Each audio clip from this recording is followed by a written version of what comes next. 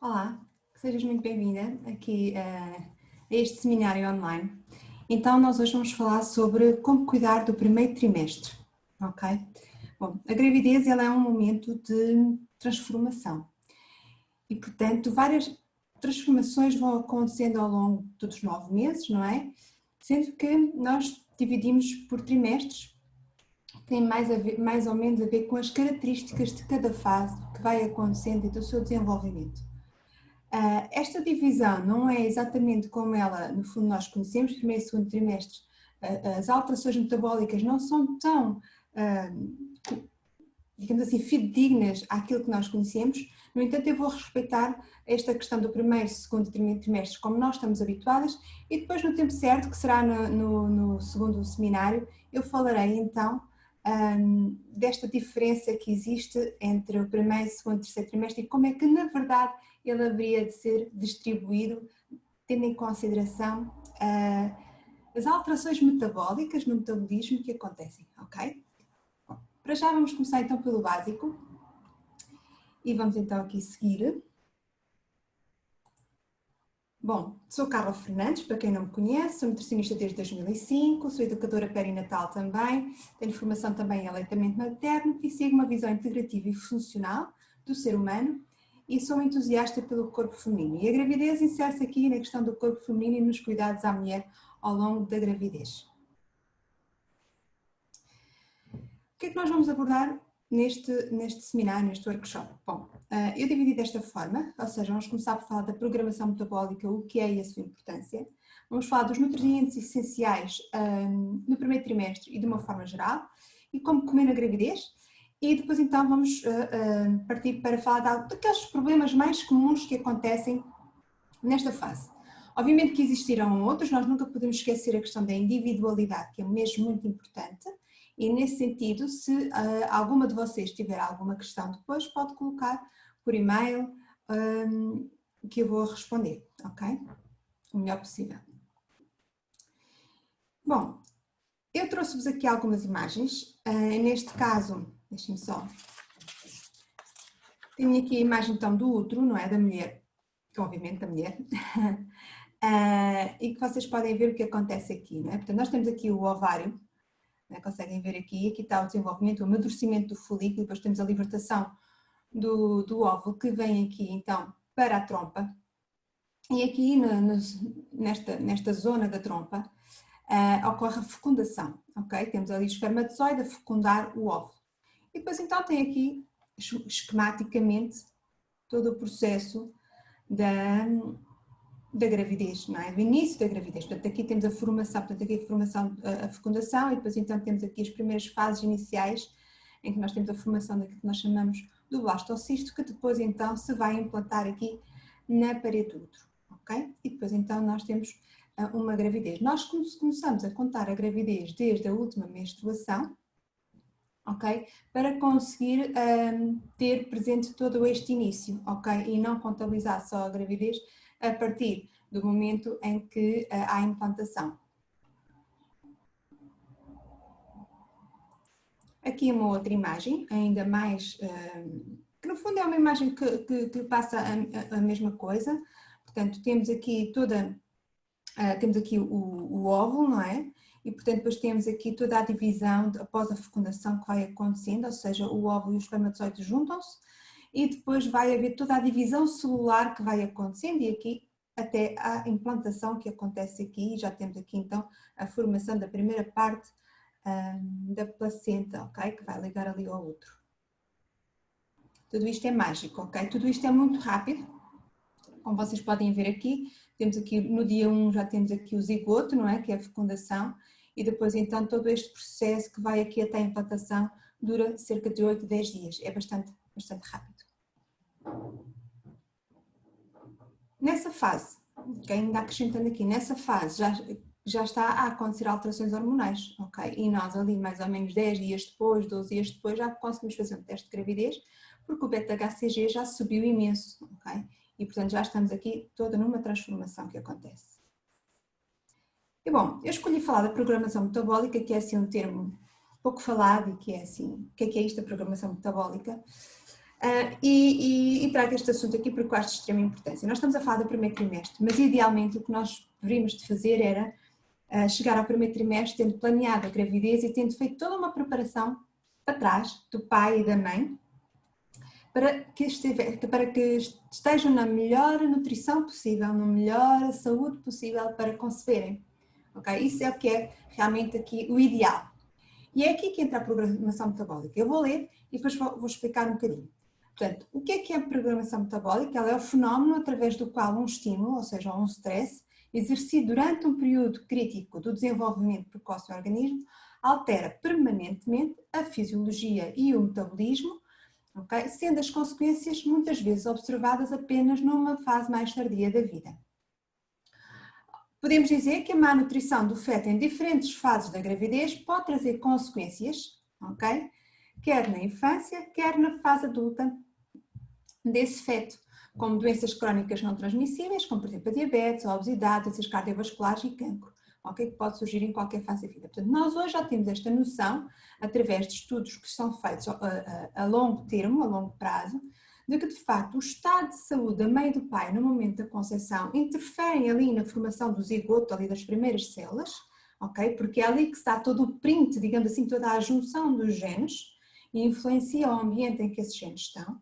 Da mesma forma que depois todo o ambiente em que o feto, o bebê é gerado ao longo da gravidez pode também afetar aquilo que esse bebê vai ser quando nascer, na sua primeira infância, na adolescência ou na idade adulta. Okay? São estudos observacionais, mas de facto nós conseguimos ver isto. E vemos isto sobretudo nestas doenças que estão aqui faladas, como a diabetes, a obesidade, doenças cardiovasculares e até o cancro. E mesmo também há muitos estudos já neste sentido, por exemplo, do autismo também associado a todo este processo dos 9 meses. Então daí a importância, e daí também eu me dedicar tanto a este tema, de nós cuidarmos o melhor possível, e é isso que eu vos quero passar aqui, ao longo de todo o processo da gravidez, ok? Para quem ainda não está grávida, parabéns, porque de facto este é um excelente momento para receber esta informação e para começarem, pai e mãe, ok? A cuidarem de vocês de uma forma geral em todo o estilo de vida para que possam de facto gerar um filho nas melhores condições possíveis. Portanto, a nutrição exerce um forte impacto, particularmente na nutrição fetal, ok?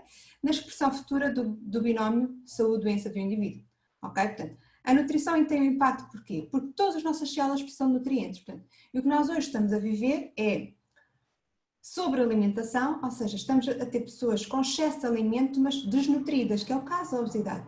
Há muito alimento, mas de facto há falta de nutrientes.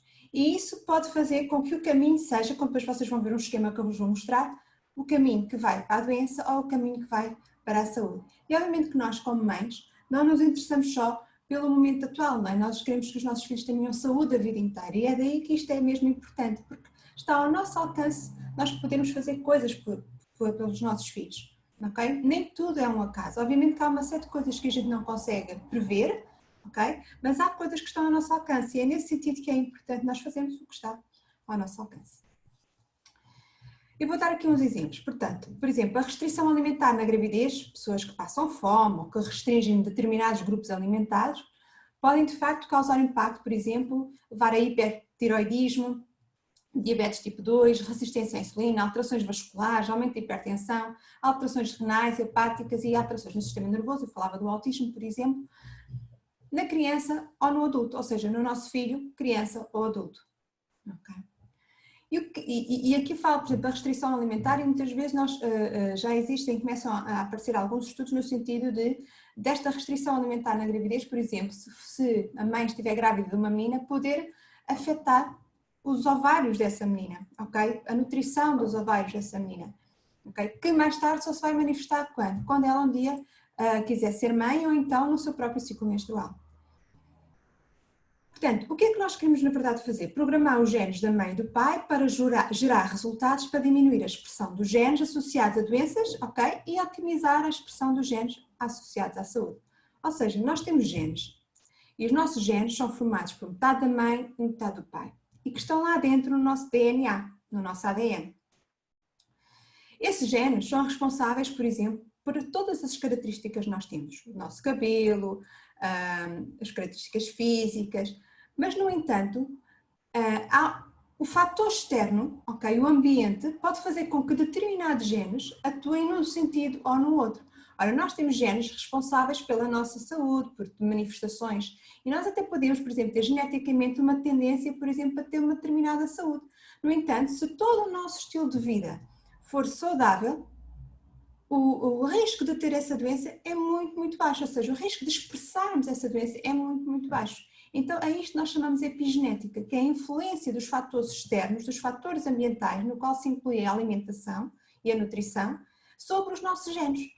É como se fosse um botãozinho. Nós temos um botão e o botão dá para fazer determinada coisa, mas dependendo de como eu carregar esse botão, ele vai para a saúde ou ele vai para a doença, ok? É bastante interessante, é bastante complexo, mas é bastante interessante, porque isto nos dá poder e está poder nas nossas mãos. Então o que é que nós temos que fazer? Temos que cuidar do estado nutricional antes de engravidar, ok? Para que quando nós já temos hábitos saudáveis, é mais fácil mantermos ao longo da gravidez e no pós-parto, porque já está em nós, já é um hábito, e cuidar ao longo da gravidez. Fazer então uma boa avaliação de exames bioquímicos, sempre que possível, ou seja, nós quando atendemos alguém temos que olhar aos sintomas, as características, mas também sempre que possível fazer exames bioquímicos. Reduzir os efeitos das toxinas intrauterinas, ou seja, quando nós estamos grávidas, a placenta não é um filtro, ou seja, a maioria das coisas passa passivamente para o bebê, então temos que cuidar de diminuir o contacto com poluição, com tabaco, com pesticidas, com fertilizantes, com medicamentos, com plásticos. Os plásticos passam através da nossa placenta e vão ter com o bebê químicos, tintas, como tintas do cabelo, como produtos que se possam utilizar, aditivos alimentares, corantes, conservantes, aromatizantes e edulcorantes, tudo isto deve ser reduzido o máximo possível, ok? Para evitar chegar ao bebê e assim afetar também o seu metabolismo. Então, para reduzir o impacto de certas consequências, ok, é necessário nós programarmos. Algumas dessas consequências, não é? Nós temos noção hoje que há bebés, há crianças que estão a crescer constantemente sujeitas a tabaco, a fast food, a metais pesados através dos ambientes em que vivem. Okay? Os bebês hoje nascem com uma percentagem de bisfenol A no sangue muito maior do que há 30 anos. E ao reduzir isto, nós conseguimos reduzir o impacto, por exemplo, reduzir o parto prematuro, reduzir crianças que nascem com baixo peso, reduzir alterações de hormônios no tireoide do bebê, reduzir o aborto espontâneo, que muitas vezes não consegue explicar e está associado aqui a um mau planeamento, a evitar também determinadas toxinas ou também devido a carências nutricionais. A gerir a tensão arterial na gravidez, evitar a tensão arterial na gravidez, também está muito nas nossas mãos, tem muito a ver com o estilo de vida. Portanto, há muita coisa que nós realmente podemos fazer, ok? Podemos então cuidar do ganho de peso também na gravidez, que deve ser algo que nós devemos ter em alguma atenção. Devemos prevenir a hipertensão e a diabetes gestacional, que também tem tudo a ver com o estilo de vida. Devemos otimizar a saúde gastrointestinal para beneficiar quer a eliminação de toxinas, porque estamos sempre a receber algumas toxinas, mas também para favorecer a absorção de nutrientes essencial ao longo da gravidez. Então devemos também, em termos práticos, que nós vamos aqui falar, cuidar de aspectos como os vômitos, as náuseas, obstipação, hemorroidas, refluxo. Podemos então também cuidar de mais formações fetais quando nós corrigimos os nutrientes necessários, infecções, alergias e minimizar o uso de medicamentos antibióticos. Se nós temos um estilo de vida saudável, nós conseguimos muitas das vezes minimizar tudo isto porque estamos a fortalecer o nosso sistema imunitário. Então a maioria destas questões podem ser eliminadas ou reduzidas com uma preparação adequada da gravidez. E aqui é o esquema que eu vos falava, okay, que mostra então esta ligação de que ou vai para a saúde ou vai para a doença consoante as escolhas que nós fazemos. Não é? Temos então ali o genoma, que são os nossos genes, está no nosso ADN, temos o epigenoma, ou seja, que é a expressão dos nossos genes, a forma como os nossos genes se manifestam e que são influenciados quer por questões nutricionais, ambientais, quer com toxinas, ok? E até questões sociais como emocionais, não é? De relação, de stress, isso também influencia. E podem ver que esses efeitos são cumulativos, ok?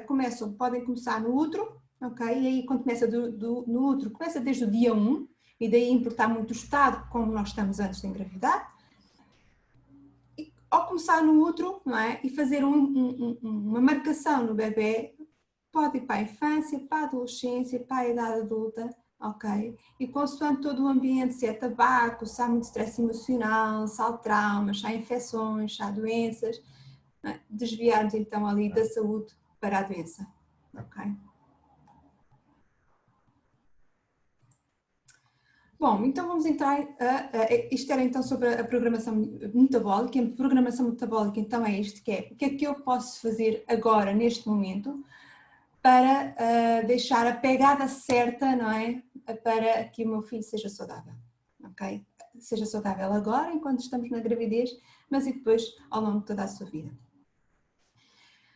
Bom, na gravidez ocorrem alterações fisiológicas e as necessidades nutricionais estão aumentadas, ok? Devido às alterações fisiológicas que acontecem desde o primeiro momento, portanto nós temos ali um aumento gradual das nossas hormonas, ok? Hormonas que vão permitir que o bebê se implante, ok? Depois a própria placenta vai produzir as hormonas também para garantir que o bebê se fixe e que consiga sobreviver.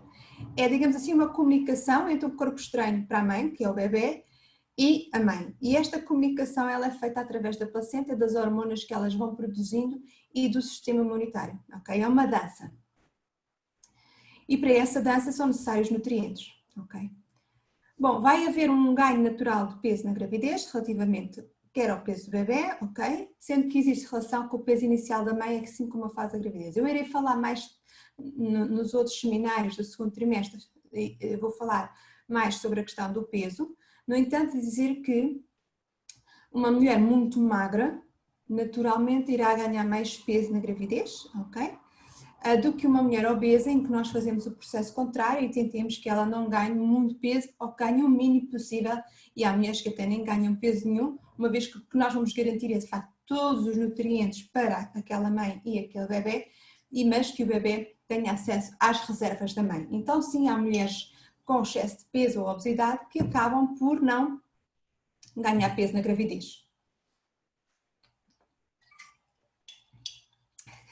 Com licença. Bom, o que é também importante dizer em termos de alimentação? Que ao longo da gravidez há uma necessidade do aumento da proteína que é formada, que é usada para a formação da placenta, das membranas, do líquido amniótico e crescimento de tecidos maternos, ok? Há de facto um aumento gradual. A proteína é o mais importante na gravidez. Todos os grupos são importantes, ok? Todos os macronutrientes são importantes, mas de facto a proteína ela é essencial porque todas as nossas reações químicas elas dependem de proteínas. As enzimas são proteínas. Então nós de facto temos que ter um excelente aporte proteico e ela tem que estar presente sempre. Então, eu digo isto porquê? Porque há uma tendência de uma forma geral, então ali no primeiro trimestre, de aumentar substancialmente o consumo de hidratos de carbono e muitas vezes estamos aqui a diminuir o consumo de proteína. E neste primeiro trimestre, como vocês vão ver mais à frente, nós estamos a fazer aquilo que é o desenvolvimento dos sistemas e órgãos do bebê. Então, estamos a produzir, ok, os órgãos, os sistemas. O que nós precisamos mesmo é de proteína para fazer essa construção. O consumo de hidratos de carbono ao longo da gravidez não sofre grande alteração, obviamente que temos sempre que pensar na questão individual de cada mulher é uma mulher, mas não sofre grande alteração. E as gorduras são sim importantes, ok? Temos que escolher bem as gorduras, mas as gorduras são importantes para o desenvolvimento do sistema nervoso central do bebê, para a formação da retina também fetal, para a formação da retina fetal, ok? Portanto, um equilíbrio entre estes macronutrientes, proteína, hidratos de carbono e gorduras, depois já vamos ver em termos práticos o que isto é fundamental. Bom, o que é que nós temos que fazer? Assegurar o desenvolvimento e crescimento do feto ao longo de toda a gravidez e assegurar as reservas necessárias para o parto, que é preciso, e para a outra fase que vem a seguir, que muitas das vezes na gravidez não é muito pensada e planeada, mas que é o aleitamento materno. Ou seja, o sucesso do pós-parto depende muito também de como toda a gravidez corre. Okay? Então temos que, quando nós estamos a planear a gravidez, temos que sempre pensar neste contínuo, ok? Desde antes de engravidar e todo este processo que é um caminho para a mãe e para o filho. Então, que adaptações é que acontecem? Portanto, existem várias, portanto, há um aumento do apetite e diminuição da digestão e absorção no aparelho digestivo. Esta diminuição da digestão e absorção no aparelho digestivo tem muito a ver com o aumento da progesterona, que provoca um relaxamento da musculatura gastrointestinal e pode aqui afetar a digestão e a absorção de alguns nutrientes. Obviamente que isso tem que ser sempre tido em consideração. Ajuda muito a mastigar muito bem, okay? Que é uma das coisas que não é muito considerada, mas de facto mastigar é fundamental, já que a digestão começa na boca. Temos então um aumento da ventilação pulmonar, um aumento do débito cardíaco, do fluxo sanguíneo, renal e periférico. Isso as mulheres sentem, começam a ficar mais cansadas facilmente de subir meia dúzia de escadas, por exemplo. Há um aumento da produção no fígado de triglicerídeos e há mobilização de gorduras para também garantir aqui um aporte de nutrientes para o desenvolvimento do feto. Temos que garantir que se armazenam nutrientes, ok, para toda a gravidez e para o pós-parto. Há um aumento da produção de insulina, ok, isto acontece mais a partir das 20 semanas e depois vamos falar isso da diabetes gestacional no nosso segundo seminário, onde vamos falar do segundo trimestre, eu falarei então da diabetes gestacional.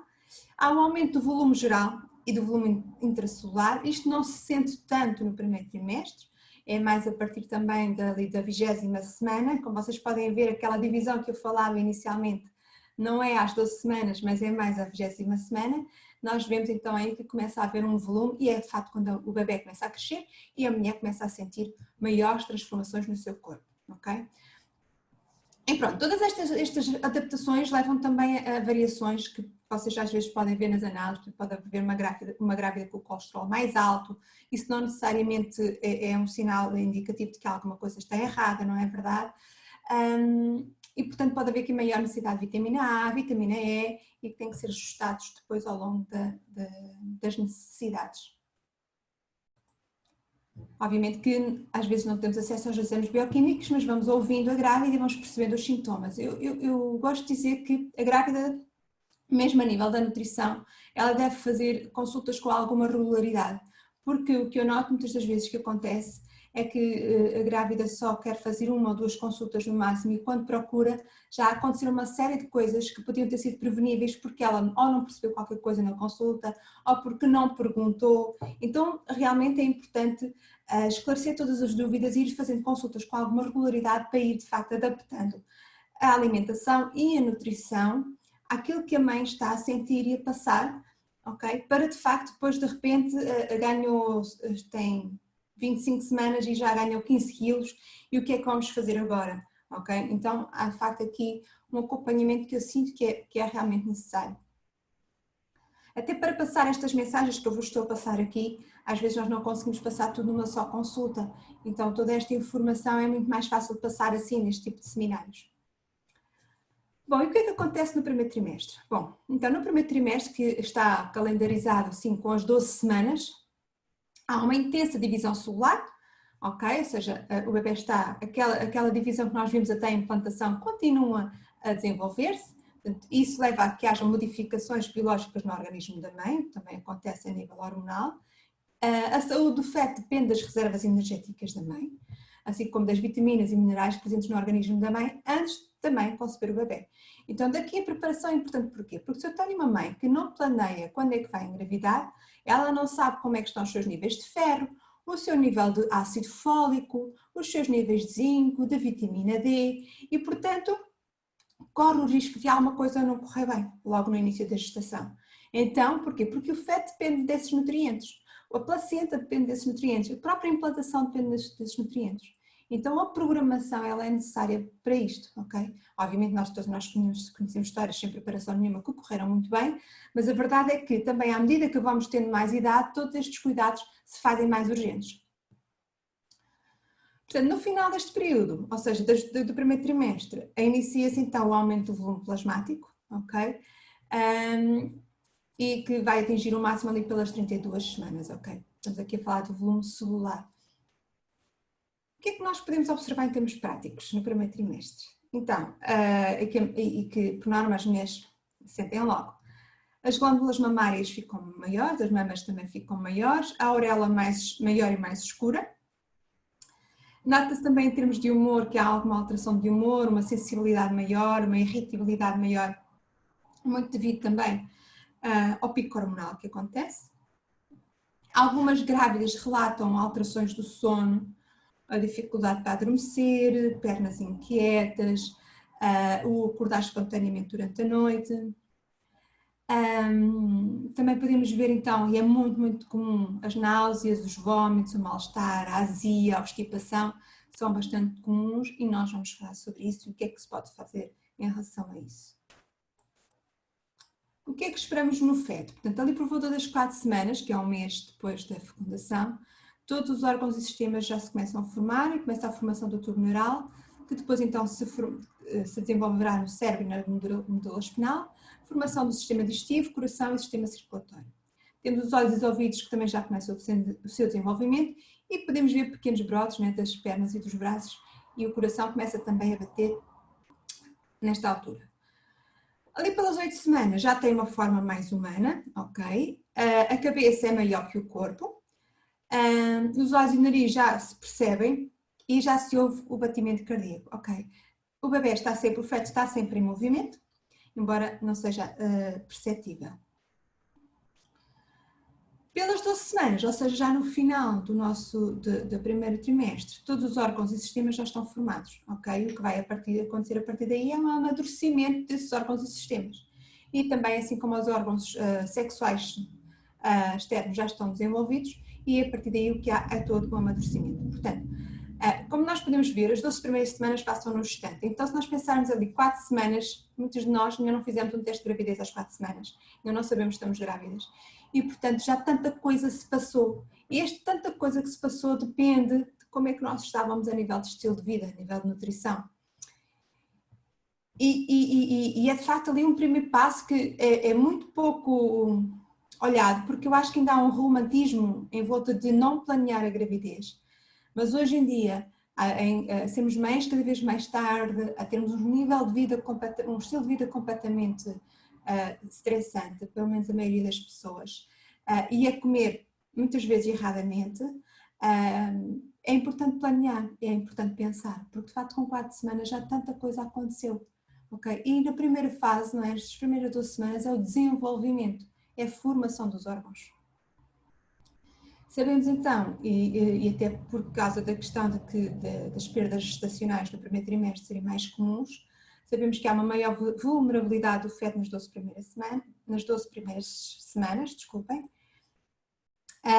e que durante este período de tempo todos os órgãos e sistemas estão a formar-se e podem ser danificados quando estão expostos a drogas, radiação, doenças como a rubéola, tabaco, produtos químicos, substâncias químicas tóxicas, e portanto que muitas vezes as mulheres não sabem que estão grávidas, podem continuar a beber álcool, a fumar, a beber muito café, a dormir tarde a más horas, a comer fast food, não é?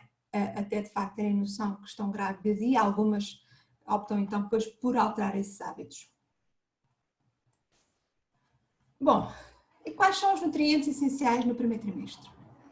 Bom, eu vou começar aqui pelo folato, porque quando uma mulher decide engravidar e planear, geralmente vai ao médico de família e de facto é receitado o ácido fólico, ok? O ácido fólico e o folato pretendem ser a mesma coisa, a questão é que o ácido fólico ele não está na forma mais absorvível pelo nosso corpo, e de facto existem mulheres que não conseguem fazer uso metabólico do ácido fólico na forma química e têm que tomar folato. Uma vez que não temos por hábito fazer a análise de genética para perceber quais são as mulheres que metabolizam esse ácido fólico ou não, eu sou da opinião que as mulheres todas deviam tomar sobre a forma de folato e não sobre a forma de ácido fólico, ok? O folato, de facto, ele existe nos alimentos, no fígado e nas folhas verdes escuras, e é por isso que, de facto, a nossa alimentação deve ser verde, como vocês vão ver a seguir. O folato ele é essencial para a formação do sistema nervoso central e para a multiplicação celular.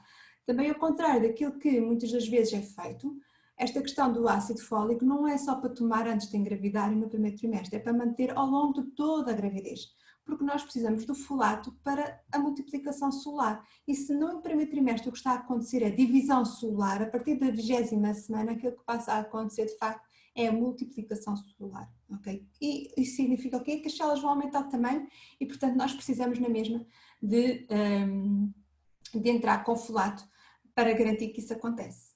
A colina é tão importante como o folato, embora não seja falado, porque também entra no mesmo ciclo de metilação de formação do sistema nervoso central e, portanto, ela está presente nos ovos em lecetina de girassol. Para quem não consome ovos, deve sim fazer suplementação de lecetina de girassol, porque as outras fontes de colina são muito pobres em colina.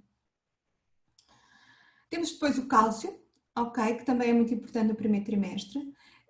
A necessidade de cálcio ela mantém-se mais ou menos constante em termos de necessidade dietética, no entanto o bebê recruta mais cálcio a partir do segundo trimestre. No entanto ele é muito importante no primeiro trimestre e eu falo aqui porque muitas mulheres têm pouco aporte de cálcio, ok, quando chegam à gravidez.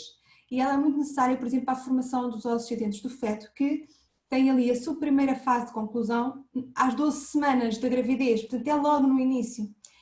Então, se a mulher tem pouco cálcio, tem pouca vitamina D, tem pouco magnésio, nós estamos a comprometer a dentição dos nossos filhos, ok? O cálcio também é importante para a implantação, é importante para a ovulação também, ou seja, se andarmos ainda para trás, mas também é importante para a implantação, aquela fase inicial da suposta gravidez. É importante para a coagulação sanguínea e também para o sistema nervoso central. O cálcio, também existem alguns estudos que fazem aqui uma relação da carência de cálcio com o aumento da predisposição para a pré-eclâmpsia. Também falaremos isso no outro seminário. O iodo, muitas mulheres também tomam ácido fólico e iodo logo no início da gravidez. Parece que de facto há aqui uma carência de iodo e tem a ver, num país como o nosso, tem a ver com o facto do nosso estilo de vida e das pessoas consumirem pouco peixe, poucas algas e comerem muito fast food e, portanto, não incluírem alimentos ricos em iodo essenciais. Também tem a ver com outros fatores que podem inibir a absorção de iodo pelo nosso corpo. Mas o iodo ele é essencial para a função da nossa tireoide. Depois temos o ferro.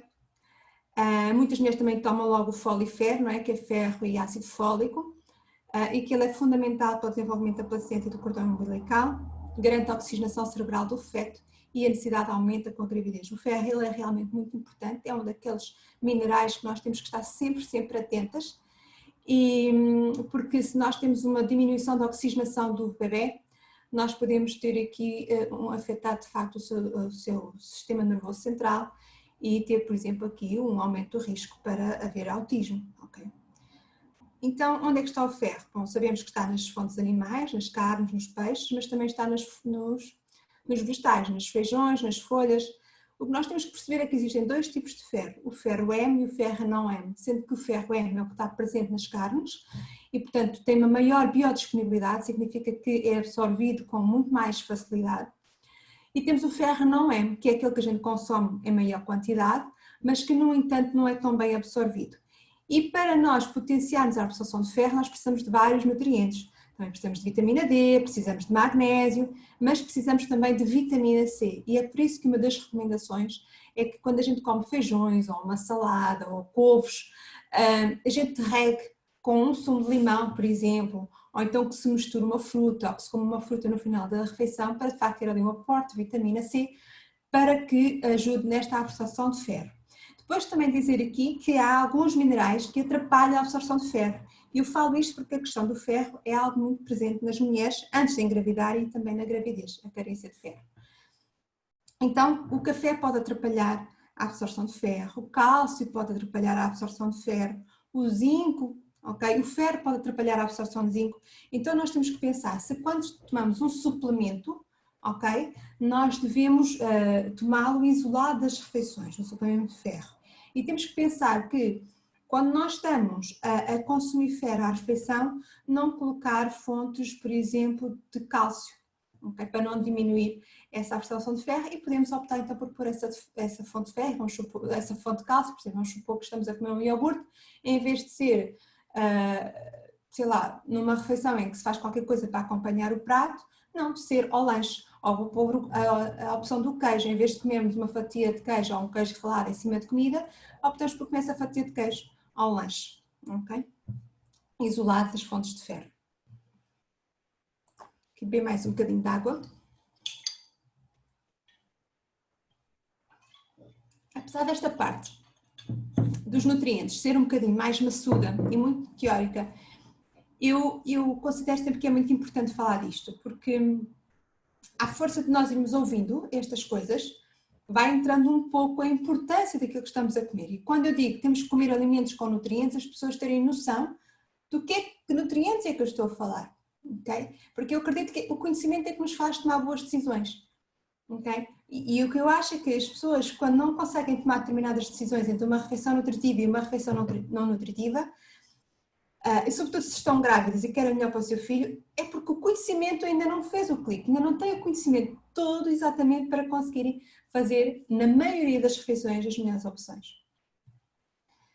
Então, o zinco, ele é essencial também para o desenvolvimento do feto. Muitas das grávidas têm carência de zinco. É uma análise que eu gosto de pedir que as grávidas façam, para vermos se é necessário suplementar ou não, porque eu não gosto de suplementar zinco sem ter análise.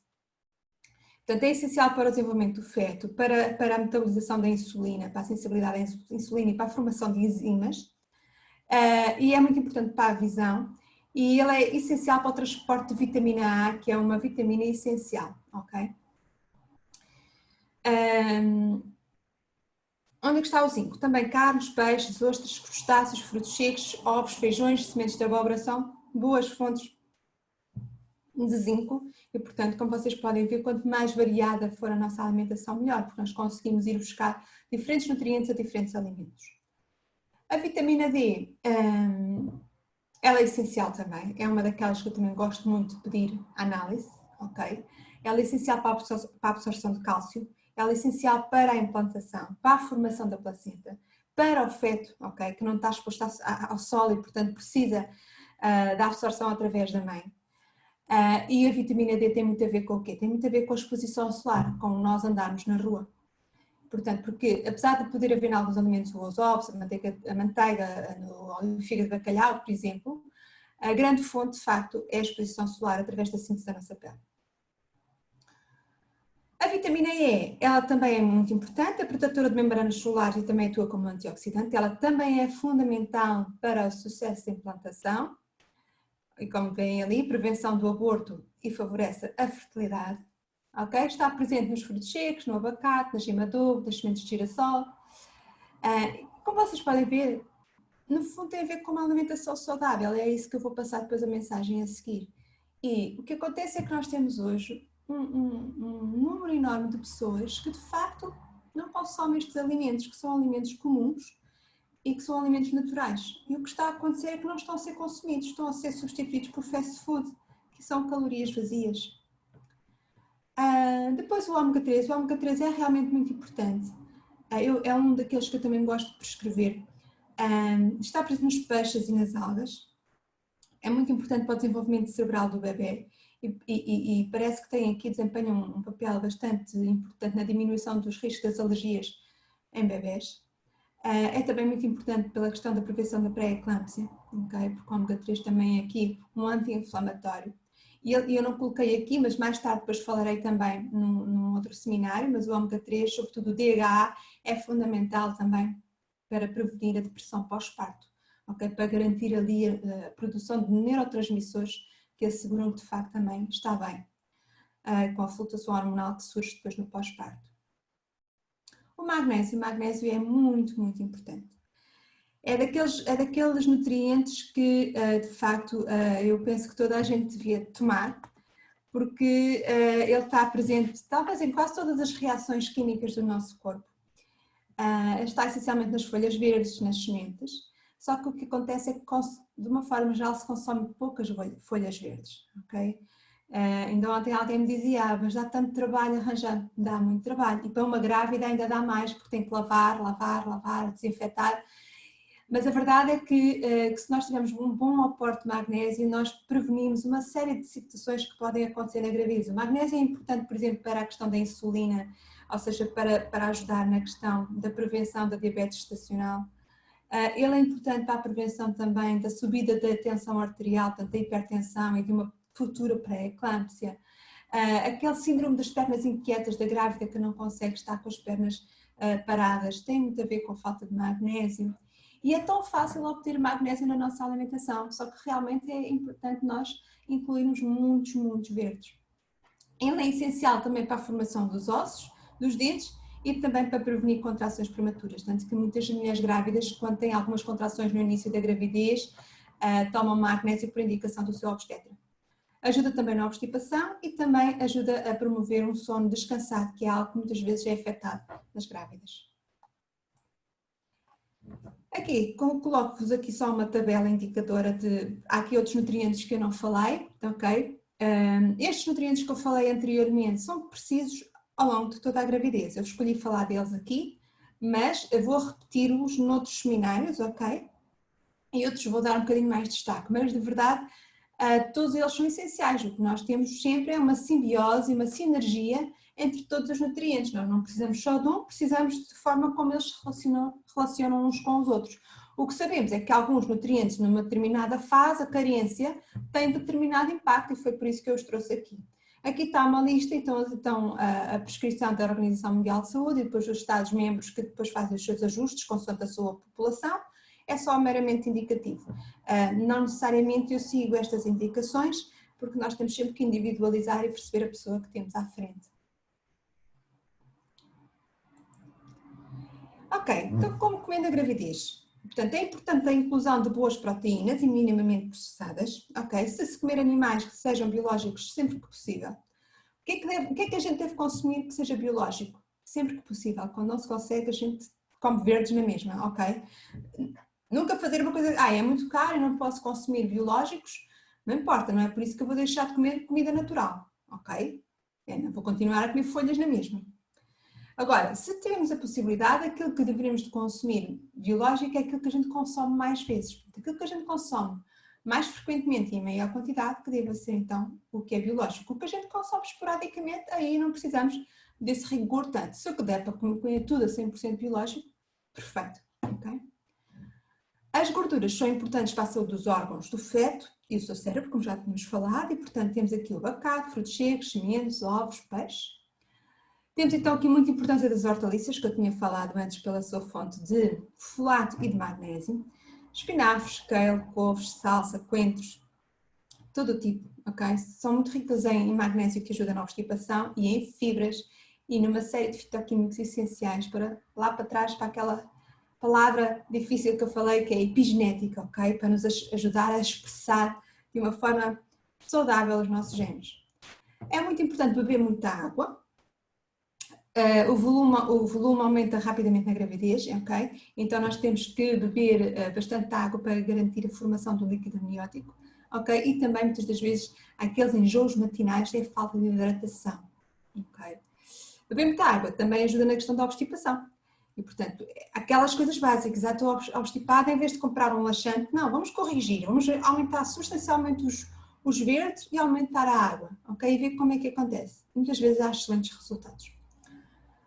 Bom, devemos ter então uma moderação no consumo de cereais e amidos, ok? Devemos preferir tubérculos como a batata doce, a abóbora, a beterraba, porque têm mais nutrientes do que os cereais e devemos evitar o excesso de massas e arroz. São proibidos? Não são proibidos, eu acho que nada assim é proibido, tirando um que a gente já vai falar.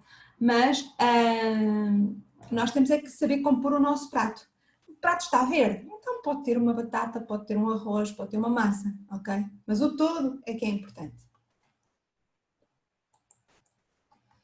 Então, a alimentação deve ser natural, devemos reduzir as etapas entre a origem e o consumo do alimento, devemos escolher alimentos nutricionalmente densos a todas as refeições. Portanto, de uma forma geral, todas as refeições são oportunidades de nutrição para nós e para o nosso filho, ok? Então, sempre que possível, não quer dizer que não hajam exceções. O que nós temos que pensar é o nosso todo, é quando nós observamos o nosso todo, ok? 85, 90% da minha alimentação é nutritiva e é aí que nós nos temos que focar. Não é aquela exceção em que a gente comeu pizza, pão com manteiga, não é aí.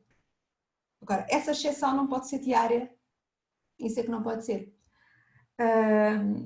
Deve ser uma alimentação colorida, rica em vitamina C e antioxidantes. Deve ter gorduras, mais uma vez eu volto aqui a falar de várias gorduras saudáveis, abacate, óleo de coco, linhaça, óleo de peixe, sementes, frutos secos, manteiga. Eu falo aqui no óleo de coco e na manteiga que são gorduras saturadas, mas que, por exemplo, a manteiga é interessante porque é uma fonte de vitamina A. No entanto, não quer dizer que se tenha que comer quantidades exageradas de manteiga, ok? E não significa que eu vá fazer indicação do consumo de manteiga a alguém, por exemplo, que não costuma comer manteiga, ok? Tudo tem que ter aqui o lugar da individualidade. Temos que prestar então na qualidade proteica, ok? E aqui depois, o último seminário que eu vou fazer é sobre a alimentação vegetariana e é importante então falar aqui. Quando eu falo de qualidade proteica, os ovos e a carne são excelentes qualidades proteicas, mas para quem não consome, nós temos que garantir que a pessoa come feijão, lentilhas e grão distribuído ao longo do dia e que faz boas refeições com esses alimentos, ok? Não podemos pensar em fazer só uma refeição em que não tenha uma boa fonte proteica. E isso realmente é importante e depois falarei mais nesse seminário. E deve ser rica em fibras. Ora, se a alimentação tiver muitos verdes, já será rica em fibras. Bom, deve ser uma alimentação sem açúcar o máximo possível. Lá está, mais uma vez aquela questão da exceção, ela pode acontecer, não pode ser regra, não pode ser tipo todo o santo dia uma fatia de bolo, ok? Porque temos esta questão de manter os níveis de insulina mais estáveis ao longo do dia, o que nos ajuda também a gerir aquelas questões das azias, dos enjoos, okay? E do humor, que dependem também destes níveis de insulina e de açúcar que a gente consome, e também porque se nós começarmos cedo a fazer este tipo de controle e este tipo de alimentação, nós conseguimos prevenir, por exemplo, a diabetes gestacional, que é um fator de risco, por exemplo, para a pré-eclâmpsia. Eu falo muito na pré-eclâmpsia porque a pré-eclâmpsia, de facto, é uma das situações que acontecem que podem causar mais sustos e desfechos menos positivos numa gravidez. E bom, e depois aqui algumas fotografias que eu retirei assim da internet e, portanto, como comer na gravidez. Então, quando a gente olha para aqui, nós vemos o quê? Vemos verdes e vemos uma alimentação colorida e uma alimentação natural. E é isto que deve ser a nossa alimentação, sempre, sempre, sempre. Grávida e não grávida, ok? Mas como estamos a falar da gravidez, é assim, ela é colorida, ela é variada, ela tem muitos verdes, ok? E não é difícil e é saboroso. É obviamente que para quem não está habituado, vai exigir uma habituação do paladar a novos sabores. Mas depois aquilo que vai sentir no seu corpo, a energia que vai sentir, é sim uma coisa mesmo muito grande. Portanto, vale mesmo a pena o esforço. E além disso, isso significa que, independentemente daqui destas refeições, não é? Que de facto nós estamos a nutrir aquilo que para nós é a melhor da vida, que são os nossos filhos. Além disso, há outra questão, que é se nós adquirimos estes hábitos ao longo da gravidez, nós vamos fazer um pós-parto com a necessidade de fazer desta forma também, e quando for ali aos 6 mesinhos, 7 mesinhos e começarmos a introdução alimentar, nós já temos as bases, nós já sabemos o que o bebê precisa de comer. Não precisamos de andar a inventar, ele só precisa de comer comida, ok? E não precisamos de andar a comer às escondidas. O que não comer na gravidez? E aqui volto a dizer, na gravidez e sempre, não é? Obviamente que fazer uma exceção é uma exceção. O nosso corpo tem capacidade de lidar com exceções. Quanto melhor nós comemos, na maior parte das vezes, mais capacidade nós temos para lidar com estas exceções. Agora, isto não pode ser semanal, não pode ser dia sim, dia não pode ser 3 em 3 dias, ok? Isso é que não pode acontecer. E eu acho que esta imagem exemplifica bem aquilo que a maioria daquilo que os jovens estão a consumir hoje por falta de tempo, não é? As pizzas, as lasanhas, as batatas fritas, os donuts, não é? Porque depois se uma pessoa for a uma cadeia de fast food buscar comida, tem tudo isto, ok? O gelado e o refrigerante a acompanhar, e os chocolates e as bolachas. Portanto, isso é o que nós de facto não devemos comer na gravidez. O que nós devemos de comer, e volto a postar, são estas imagens. E acreditem, a forma como nós nos sentimos fisicamente daqui para aqui é muito diferente. Isto dá-nos prazer na boca, mas o corpo não sente a mesma energia como quando se alimenta assim de uma forma persistente e consistente. Bom, então o que é que devemos evitar na gravidez? Adoçantes, ok? E aqui falo do aspartame, eu falo de todos os adoçantes. Eu acho que não vale a pena andarmos à procura de uma coisa que substitua outra. Temos de facto de reduzir e desabituar o nosso paladar de coisas doces e consumir só quando é necessário. Quando é necessário, quando nos apetece mesmo muito. ou quando há um aniversário, ou quando há uma situação que realmente hoje vai ser. E nessa situação eu até sou apologista que mais vale então comer um bocadinho de açúcar, ok? Porque aí não estamos a inventar e buscar adoçantes que a gente ainda não percebeu bem que mecanismo é que eles atuam e o que é que nos podem fazer. A cafeína, temos de ter cuidado, ou seja, devemos manter assim o máximo de um café por dia. Se conseguir deixar de beber café, melhor, ok? O consumo de bebidas alcoólicas, portanto, há bocado eu falava que havia um alimento proibido e eu vou falar aqui das bebidas alcoólicas. As bebidas alcoólicas, de facto, obviamente que há sempre a liberdade de cada um e aí nós temos sempre que respeitar a liberdade de cada um, mas o álcool é aquilo que a gente tem que dizer é proibido, porque nós sabemos que não se consegue prever qual é a dose mínima segura para que uma mulher grávida possa tomar. O álcool passa diretamente da placenta para um feto, para um bebê que não está maduro para fazer a metabolização do álcool. Então o impacto no álcool é muito maior no feto do que na mãe. Vai estar muito tempo exposto a ele porque ainda não faz a metabolização. Então as consequências podem ser, a gente não sabe, e como não sabemos não há um mínimo, porque assim, uma pequenina dose numa situação pode fazer um grande impacto e noutra, uma dose maior até naquele bebê não fazer, a gente não sabe. E como não sabemos, a regra é zero álcool, ok? Zero álcool. Evitar carne e gema crua, por questões de segurança, ok? De bacteriológica, a mesma coisa, os queijos moles, para evitar intoxicações alimentares. Frituras, porque de facto são inflamatórios. Aí nunca posso comer nada frito. Não é nunca, mas não pode ser aquilo que todos os dias um frito, ok? Tem que ser uma coisa esporádica e que não, lá está, que não faça parte de tudo aquilo que estamos a fazer no dia a dia. O açúcar é a mesma coisa. Refrigerantes nunca, não precisamos de refrigerantes, ok? Algumas mulheres relatam a necessidade de beber algumas coisas com gás. Então, pode ser ocasionalmente uma água com gás, por exemplo, uma água com gás naturalmente gasificada, podemos pôr umas gotas de limão, podemos espremer um bocadinho de gengibre e é seguro, ok? Agora, refrigerantes também não há qualquer necessidade de estar a ingerir uma coisa que não nutre nada ao nosso corpo. Depois devemos também evitar alimentos embalados, processados, ricos em gorduras hidrogenadas, açúcares e farinhas refinadas. O que é que eu falo aqui? Falo lasanhas pré-feitas, comidas pré-feitas, bolachas, pães que levam não sei quantos ingredientes, tudo isso a gente deve evitar. Okay? Ou seja, não gastar espaço em nós com comida que não nutre e aproveitar cada refeição para nutrir o nosso filho. Ele está a desenvolver-se nesse primeiro trimestre, ele está a formar os seus sistemas e os seus órgãos todinhos e então ele precisa dos melhores nutrientes, precisa dos melhores tijolos, ok? Precisa do nosso melhor para fazer a sua formação o melhor possível. Eu pus aqui também alguns peixes a ter mais cuidado, ou seja, embora se promova o consumo de peixe nas grávidas, até porque o peixe tem iodo, pode ter cálcio, ômega 3, nós temos sempre que ter cuidado com os peixes que são mais ricos em mercúrio, ok? Então o cação, atum, peixe-espada, tubarão são assim daqueles que devemos ter mais cuidado. E preferir então peixe de porte mais pequeno e selvagem, dou aqui o exemplo da sardinha carapau, que são alimentos que tem, quanto mais pequeno o peixe, menos toxinas têm, ok? Beber mais um bocadinho de água e vamos entrar então nos problemas comuns no primeiro trimestre.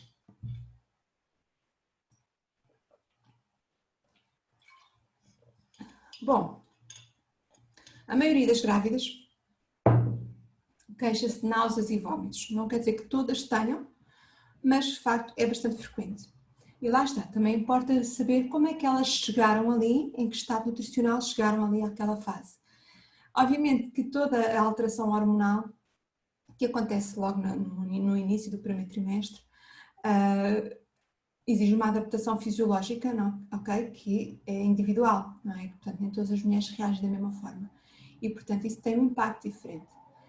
Então, náuseas e vômitos, o que é que a gente sugere quando isso acontece? Portanto, hidratar muito bem, que eu nem coloquei aqui, mas hidratar muito bem, porque muitas das náuseas ao acordar pode ser falta de água. Fazer refeições pequenas e frequentes. Reduzir os alimentos gordurosos. Há muitas mulheres que falam que quando comem gorduras ficam mais enjoadas. Perceber que alimentos é que lhes causam mais enjoos, mais náuseas, ou cheiros que lhe causam mais sensibilidade. Perceber a hora que isso acontece, porque às vezes pode ser um momento de maior cansaço, ou de estarem há mais tempo sem comer, então tudo isso importa. Às vezes, por exemplo, a determinada hora acontece sempre alguma coisa, um cheiro qualquer, isso é provocado por isso, então ao tomar este conhecimento a gente consegue prevenir e tentar tomar outras ações para evitar passar por essas náuseas e vómitos. Ajuda muito o gengibre, ok?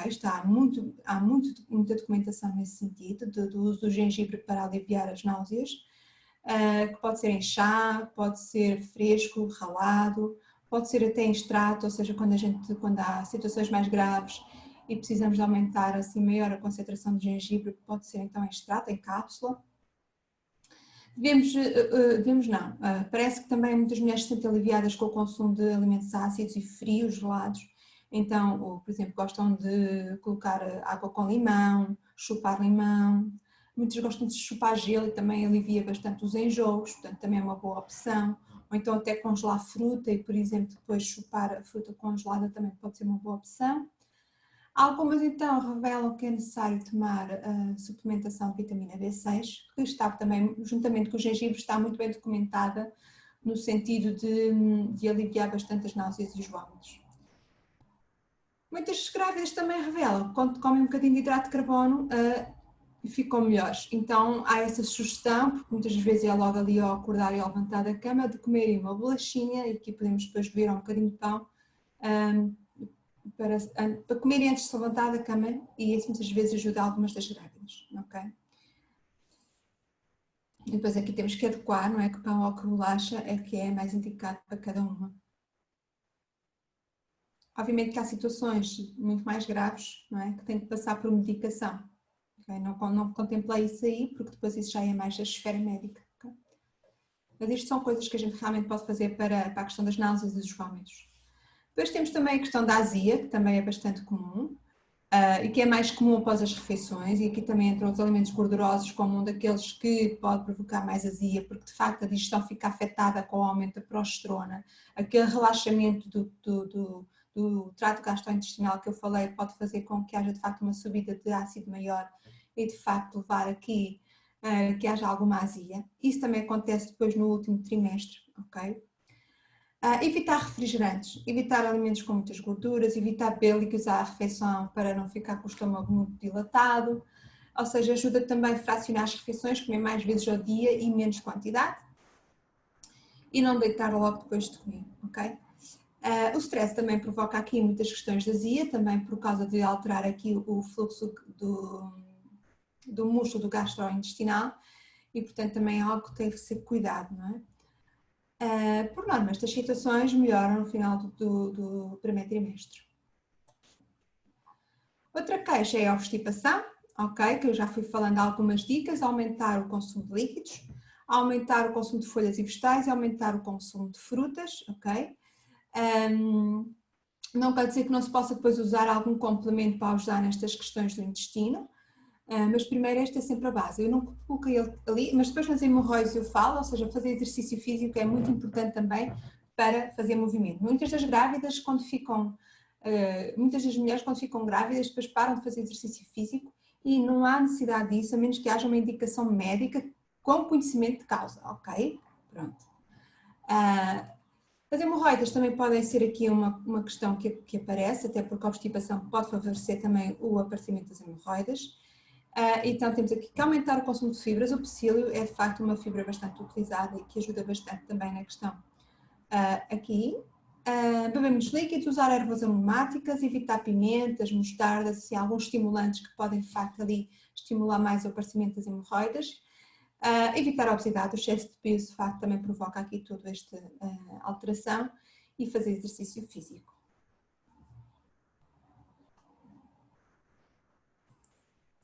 Dor de cabeça é também bastante comum no primeiro trimestre, pode acontecer também noutros trimestres, mas também nesta fase também pela oscilação hormonal, pela alteração do sono, pode aqui favorecer algumas dores de cabeça. Devemos evitar cafeína, açúcar, ok, alimentos muito condimentados também podem aqui favorecer a dor de cabeça. É obviamente que aqui nós temos que estar atentas, tentar perceber o que é que nós consumimos. E às vezes até é uma coisa comum, mas que naquele momento até nos está a afetar mais porque a nossa sensibilidade está diferente. Aumentar muito a ingestão de água, pode ser falta de água. Investigar também aqui a intolerância ao leite. Algumas mulheres podem revelar aqui alguma intolerância ao leite e derivados, ou queijo, por exemplo, que pode estar a provocar aqui alguma dor de cabeça. Devemos ter cuidado então com alguns alimentos que são aqueles que a gente às vezes define como podem ser mais potenciadores de dores de cabeça. Cacau, soja, amendoim, as couves, os enchidos, o aspartame, ou seja, que é um adoçante. Portanto, são algumas das coisas que de facto podem, pelos constituintes que possuem, afetar aqui e levar a que em alguns momentos hajam dores de cabeça.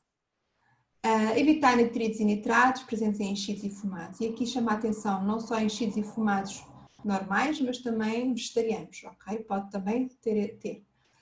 O glutamato monossódico, muito presente na comida chinesa, na soja e muitos alimentos processados, pode também levar aqui à dor de cabeça. Portanto, quando nós fazemos uma alimentação saudável, esta parte do glutamato monossódico, à partida já não existe, ok? Então, quando a alimentação mais natural possível, obviamente depois temos que ter cuidado com o cacau, com a couve, aí sim, porque de facto, por toda a sensibilidade daquele momento, poder estar a potenciar um bocadinho mais dor de cabeça. Também falar que se estivermos obstipadas, muitas das vezes também ficamos com dor de cabeça, então o problema pode não ser dor de cabeça em si, ser o intestino que temos que de facto tratar para ficarmos bem. Bom, outra questão que surge muito é a anemia. A anemia ela não é tão frequente no primeiro trimestre, mas eu falo aqui porque às vezes nós chegamos a uma anemia no segundo trimestre porque ela até já vem antes da gravidez, de um ferro, uma ferritina muito baixa, e que depois ali no primeiro trimestre começa a baixar. Bom, e por isso é que muitas mulheres tomam logo o Folifer. Mas muitas não tomam, não é? Tomam só o ácido fólico, muitas vezes nem é feito diagnóstico do ferro e da ferritina. E de facto a anemia, lá está, pela falta de ferro ou de outros nutrientes, porque a anemia ela não é só provocada pela falta de ferro, há outros nutrientes que também podem levar à anemia. Tem que ser bem cuidada e bem tratada, porque a coisa que não pode acontecer é a falta de formação de hemoglobina, nem de oxigênio a chegar ao nosso bebê, ok? Portanto, nós precisamos de nutrientes a chegar ao nosso bebê e por isso nós precisamos aqui de ferro e nutrientes essenciais, ok? Bom, falei ali na anemia, pensar no ferro, portanto nós temos que pensar na carne, nos ovos, nos feijões, nas folhas verdes, ok? Com vitamina C, já expliquei aquela situação do ferro e da ferritina, do ferro M e do ferro não M, e portanto aplica-se aqui esta questão da anemia. Eu gosto sempre de pedir algumas análises, ok? Para de facto também percebermos se temos alguma anemia ou não. E já vou falar disso mais agora a seguir. O hipotireoidismo é também uma situação que pode acontecer, que pode vir antes da gravidez, mas que também pode acontecer ao longo da gravidez por haver falta de nutrientes, ok?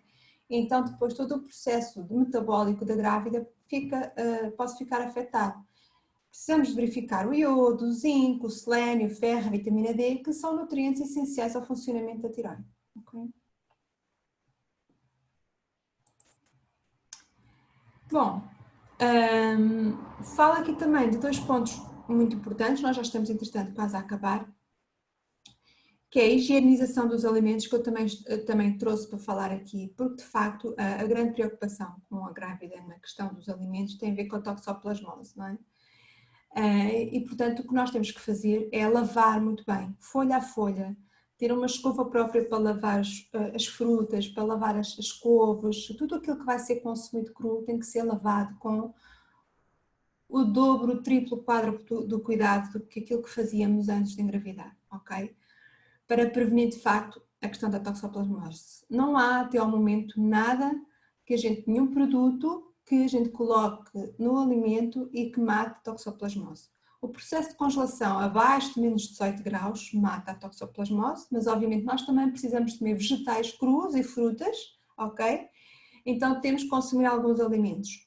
E para isso nós temos que os lavar muito bem, ok? Para que haja uma remoção total, para que os ovos sejam eliminados através da lavagem e da escovagem. Pronto, eu queria muito passar essa ideia, que a muquina, que é a hipoclorito de sódio, ou seja, a lexívia, ela não mata a toxoplasmose. Não basta deixar a fruta ou os vegetais mergulhados para na amoquina, ok? Porque isso não remove a toxoplasmose nem mata a toxoplasmose. O que nós temos que fazer é de facto lavar folha a folha, dobrinha a dobrinha, para de facto fazer uma eliminação física da toxoplasmose. No entanto, para outros, por exemplo, nesta situação do Covid, por exemplo, do coronavírus, a lexívia é eficiente, ok? Portanto, o hipoclorito de sódio ou uma amoquina é eficiente para a eliminação. O uso de bicarbonato e de vinagre também é usado, não tanto para pensar na desinfecção, ok? Mas parece que existem alguns estudos que quando nós deixamos vinagre ou bicarbonato, fazemos uma solução de bicarbonato de sódio ou de vinagre em separado, nós conseguimos reduzir alguma presença de pesticidas que estejam na superfície dos vegetais ou da fruta, ok? Não sai do interior, ou seja, se o fruto ou o vegetal foi alimentado de pesticidas ao longo do seu processo de crescimento, o que está no interior não sai com a lavagem, é só o que está em depósito é que a gente realmente consegue, pelos vistos, reduzir com o uso de bicarbonato ou de vinagre. Okay? Bom, por fim, não sendo a minha área, eu quis trazer na mesma aqui falar do exercício físico, ok? Só para falar de facto da recomendação de fazer atividade física ao longo da gravidez, ela é essencial. O ideal é que a grávida já fizesse exercício físico, tivesse o hábito de exercício físico antes de engravidar, que fosse altamente ativa, ok? Para conseguir manter uma boa parte dessa atividade na gravidez. Porque também iniciar uma atividade muito exigente quando se fica grávida, sem ter essa história, não é? Sem ter esse hábito, pode ser contraproducente. Portanto, o ideal é que a gente já tenha começado a fazer exercício físico de uma forma intensa antes, para depois conseguir manter durante a gravidez, ok? No entanto, se não há hábito nenhum de fazer exercício físico, é a altura para começar a fazer. Não vamos começar a fazer algo de alta intensidade, mas começar com algo de baixa intensidade, com persistência e consistência, e manter sempre ao longo da gravidez. Se houver possibilidade de fazer algo com acompanhamento, é sempre o ideal, ok? Não havendo mais nada que se consegue fazer, dá para ir para uma piscina, fazer algum exercício físico numa piscina, dá para fazer caminhadas diariamente, dá para fazer alguns alongamentos diariamente, ok? Isso é possível fazer e é importante manter o exercício físico ao longo da gravidez, juntamente com uma alimentação, são importantes para regular todo o processo da insulina, todo o processo inflamatório e prevenir uma série de desfechos menos positivos, ok? Então, gravidez significa movimento, ok? Não significa estar parada. Até para favorecer todo o retorno venoso, para também regular o intestino, para também potenciar o nosso estado de humor e emocional. Então, o exercício é realmente fundamental. Eu aqui pus algumas das análises que eu gosto de pedir, ou seja, o hemograma, vitamina A, D, B12, B6, ácido fólico, magnésio, cálcio, zinco, ferro, ferritina, homocisteína e ali a tiroide, TSH, T4, T3. Haverão outras, certamente, eu pus só aqui algumas que me ocorreu que de facto poderia ser importante e que vocês podem também pedir ao vosso médico que vos acompanhe. Porque assim, algumas delas nós conseguimos prever, olha, vamos suplementar isto e depois ver o resultado e voltar a repetir daí a algum tempo para de facto ver como é que a suplementação está a ser feita e como é que o corpo está a fazer a absorção. Bom, para terminarmos então, fazer que há pilares fundamentais para uma gravidez saudável. Okay? Nós hoje falámos do primeiro trimestre, mas nunca dá para falar de cada trimestre e falarmos no todo. E a alimentação, como vocês viram, ela serve para quê? Não é só para nos dar prazer, ela é para nos dar nutrientes, ok? E embora eu goste de olhar a alimentação como uma forma holística, eu nunca posso deixar de olhar também para a alimentação da forma como os nutrientes que ela me dá ou não dá, porque eu sei que ela vai determinar determinadas reações químicas, determinados processos biológicos que eu quero que aconteçam, ok? Então, sim, a alimentação é um prazer e o que eu acho é que nós temos que treinar e nos habituarmos a encontrar prazer, ok? Naquilo que nos faz bem. Então, nesse sentido, é importante. Mas também dizer que, obviamente, que também na gravidez há lugar para exceções. Há lugar para comer as coisas que a gente acha, entre aspas, menos saudáveis. Agora, temos que fazer escolhas, sabermos qual é a escolha que vamos fazer e ponderar se no nosso todo aquela escolha naquele momento é mais indicada, ok? O sono também é fundamental. Eu falei pouco do sono, mas de facto a questão do sono ela é muito importante. Nós, quando a grávida não está a dormir bem, nós temos que tentar perceber o porquê que não está a dormir bem e arranjar estratégias para que ela de facto favoreça o seu sono. Seja fazer um banho de relaxamento antes, seja fazer uma meditação, seja receber uma massagem. Okay? O que é importante que a grávida faça é que ela se deite cedo e acorde cedo. O ideal é que ela deite ali entre as 10 e as 11 e acorde depois 8 horas depois, ok? 8, 9 horas depois, consoante também aquilo que ela sente. As grávidas vão sentindo mais sono e têm maior necessidade de dormir. Eu tenho que garantir que tenham um bom sono durante toda a noite para produzir uma hormona fundamental para a gravidez, que é a melatonina. A hormona essa que é fundamental para o bebê e que nós produzimos, só que nós só produzimos quando o nosso sono ele é bom, ok? Quando nós temos um sono bom, um sono que que nos vitaliza, ok? Portanto, se temos mulheres que se estão a deitar à 1 às 2 da manhã, elas estão a afetar essa hormona, porque essa hormona tem que ter um pico ali por volta das 3, 4 da manhã. Ora, se eu me deito às 2 da manhã, eu não vou ter um pico a essa hora nem mais tarde, ok? Então eu estou a afetar toda a cascata hormonal e essa melatonina que é essencial para o meu filho que está na minha barriga não está a chegar lá. Então sim, é muito importante deitar cedo. Além disso, começam a haver aqui alguns estudos de associação em que mostram que mulheres grávidas que tinham hábitos de sono bons ao longo da gravidez, em que deitavam cedo e acordavam cedo, não é? E por causa dessa estimulação hormonal e daquele pico hormonal que acontece na melatonina, que chega ao bebê àquela hora, conseguem fazer com que isso depois seja um padrão de sono do bebê e ele tenha ritmos mais estáveis de sono quando nasce, ok? Portanto, é muito interessante ver isto porque as coisas não são isoladas, elas têm um papel e uma função. Então, nós às 2 ou 3 da manhã ou à 1 da manhã, não é suposto estarmos acordadas, nós já temos que estar a dormir, porque já é de noite há umas boas horas. Então, quando nós estamos grávidas, nós estamos a fazer o papel da natureza, nós estamos a procriar. Então, nós devemos ter hábitos que sejam paralelos aos hábitos da natureza. Okay? Isso é o melhor para nós.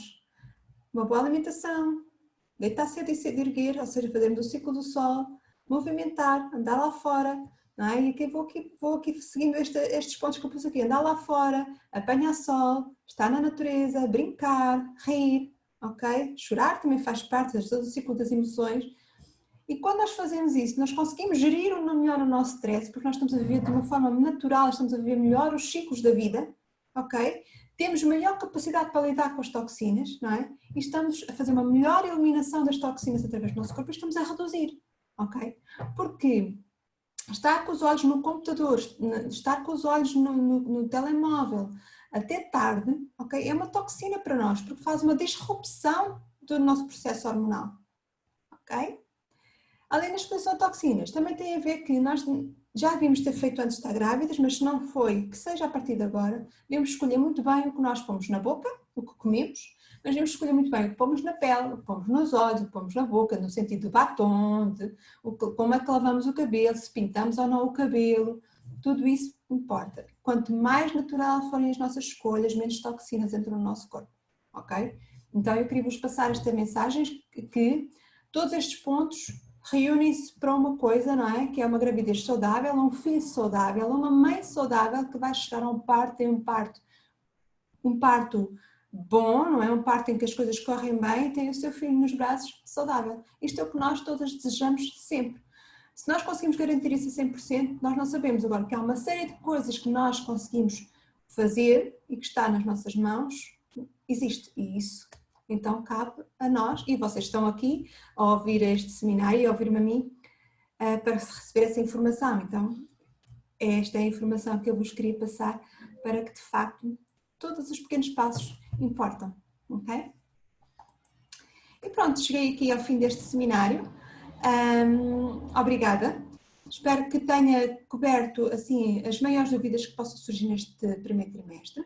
Se vocês ficaram com alguma dúvida, sem alguma questão, ok? Enviem-me então um e-mail para nutriçãofeminina@carlafernandes.eu e dentro do meu conhecimento tentarei responder o melhor possível, ok? Fiquem bem, muito obrigada.